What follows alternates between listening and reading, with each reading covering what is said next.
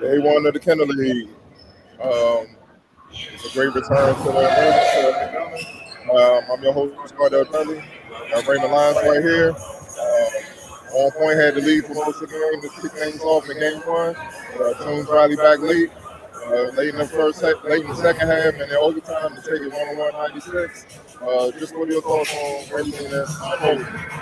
Yeah, man. Basically, what you said on point. They was in control for most of the game, but Toombs they stuck in there and stuck with it. They it was about to get out of hand actually, but they had a late rally at the end of the first half to make it manageable. They came out in the second half on point, kind of reestablished control of the game, but Toombs walked them down. They turned up the defensive intensity a little bit, and then offensively they just got it going as well. But yeah, like you said, man, it's a great start.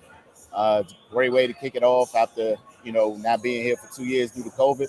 Um, but yeah, man, it was a great game. I deeply enjoyed it.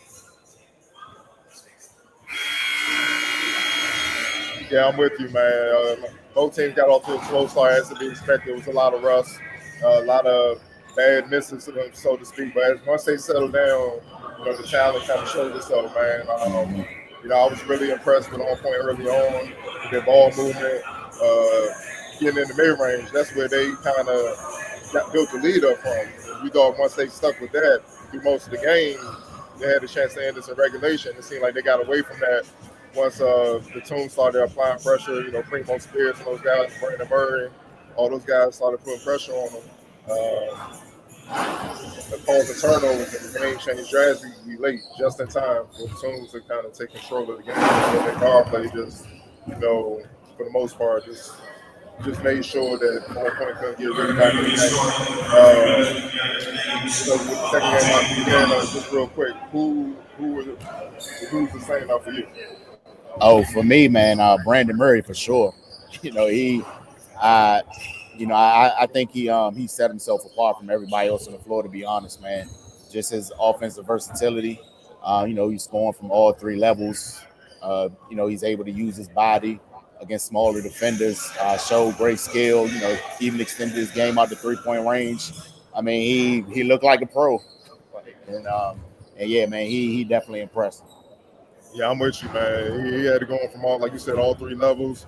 I don't think people understand how big he is, man. Like, if you go to a game, you go to a Georgetown game, you come down to the Kennedy League, obviously, but if you go to a Georgetown game later this season, when the season begins, you understand what we're saying, man. He has a pro build already. He definitely been putting in work with his body. You look, I know last year he was kind of listed like 6'5", about 210 and whatnot, but all in all, man, he look about 225 now. He looked like a grown man out here, and he knows it.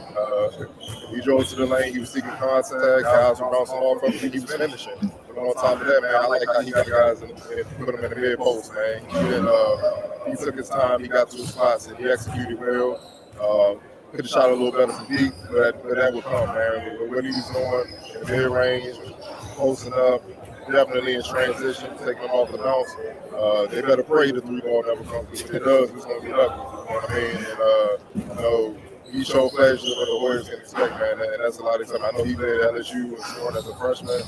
Uh, for the most part, man, and he's a talent, man. We all know that. Played up in Baltimore, City, and IMG, so he's been putting in work for a long time, man. But I think it's kind of ready to put it on the big stage, so to speak, man. So that was a great hit. X Factor is what he goes Um,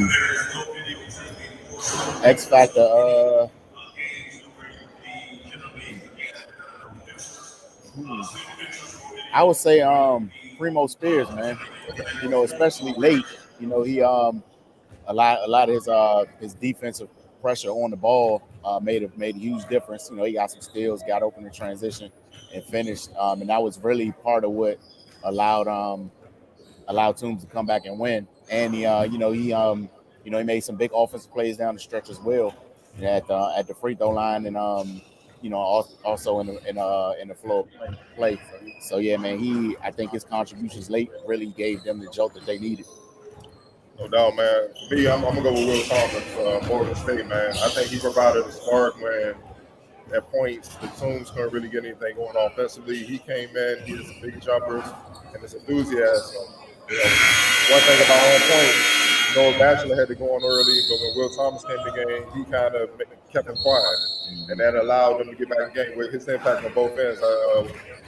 Especially late, man. He had a big three that kind of took the air out of On Point, so to speak.